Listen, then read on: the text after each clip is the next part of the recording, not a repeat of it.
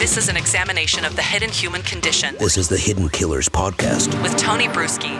Talking to Alex Murdaugh on this segment with Robin Dreek, Hidden Killers contributor and retired FBI special agent, chief of the Counterintelligence Behavioral Analysis Program. New doc coming out on September 12th with new interviews. And the most interesting piece of this is his son, Buster, is participating in this. The doc is called The Fall of the House of Murdaugh, a 3-hour-long docuseries that is going to be on Fox Nation, I believe.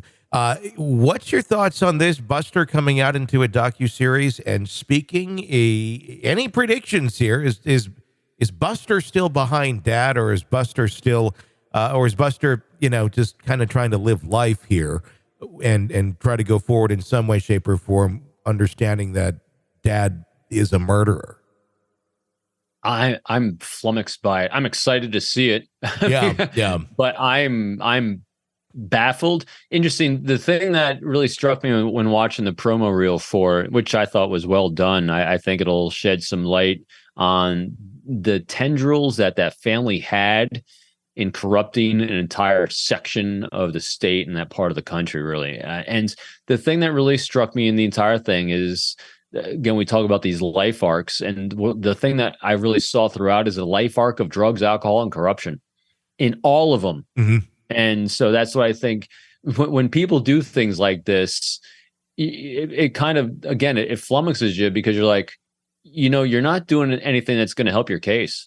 I mean, what you're highlighting really bad things in your own twisted mind, which kind of goes to your original question. I apologize for not answering yet. Sure. And that is, does he still support his dad? Is he still behind his dad and the actions of everything that happened?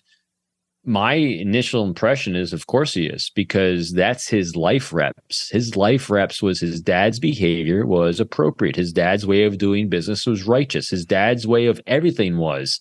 And so if you can move back from doing that thought experiment from thinking in terms of right or wrong, because remember, no one in their mind thinks I'm going to do something wrong today. From their perspective, from their context, they're doing right things. Mm-hmm. And if you are following someone like your father and you think he's doing right things, then your behavior becomes right.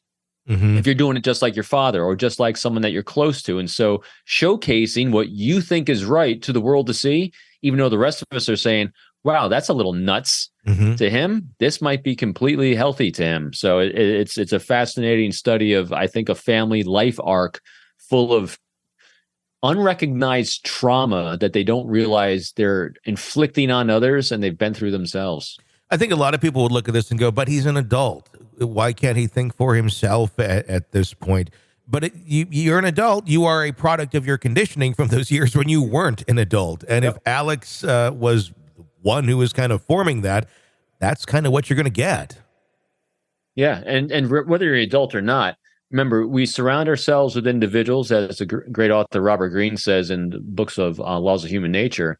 We surround ourselves with people and individuals in situations that validate our own concept of the world around us. And so when you have a family and an organization that is that self-centered, and that powerful, they're going to surround themselves with groupthink in the same vein. And so it's why people, when they commit something heinous against someone else and someone calls them on it outside that circle of feeling safe for those actions, because that's exactly what happened here in this entire situation.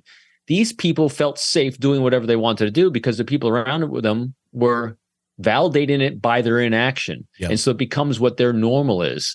And so why not just keep going? Why not behave like my father? So he, in his mind, he's thinking for himself because the people around him in that group think are saying exactly the same thing and validating that behavior all the time. There's a phone call that we have from Alec and Buster. This took place just 2 months ago after the trial had ended. It's only 40 seconds long. I'm going to play it, and I'm curious to get your reaction on both the tone of Buster and Alec. Here we go. Hey, buddy. Hey, I don't have a whole lot of time. I just boarded a ferry to get back to Hilton Head Island from Tuskegee. Yeah, I know. I've been trying to call. I was supposed to call you while you were with Jim. about this meeting. But anyway, how about text him and let him know I'm trying to call him? Okay. Did he talk to you about that? About the things that I told him? No, I can't really understand you either. All right. I'm gonna leave word with Jim, and he'll be in touch with you. Love you. All right. Okay. I'm proud of you. Thanks. Love you. Proud of you. Thanks. What did you gain out of hearing that little interaction there? Alec is continuing life as normal. 100%. I mean, that dude is not like missed a beat in life. It's like, this is just, of course. I mean, that was kind of his behavior was just extremely congruent with this is just business as normal. I mean, it sounds like to me, he thinks he's going to get out of this still. Well, if Leslie Van Houten can do it. Yeah. I mean, literally, he sounds like he's about to be busted out tomorrow. I mean, that was really kind of interesting. Again, when you look at tempo, when you look at patterns of speech, when you look at fluidity, comfort with with everything you're doing, he was spiking everything. That guy is feeling pretty good about himself in that moment. Surprisingly, his son, is kind of. It's hard to discern whether he's given the reaction of a typical young man dealing with a father that he doesn't want to. In other words, there definitely was not a lot of compassion in that interchange. There definitely wasn't a lot of connection, although he took the call. Sure. And he's sharing. But again, since we don't have a baseline of what the communications between the two of them were prior to him being in prison, it's hard to assess whether it's better or worse or the same. That's why I'm curious about it. It'd be interesting to see and listen to some conversations they had prior to him being in prison. That would be a little more telling, I think.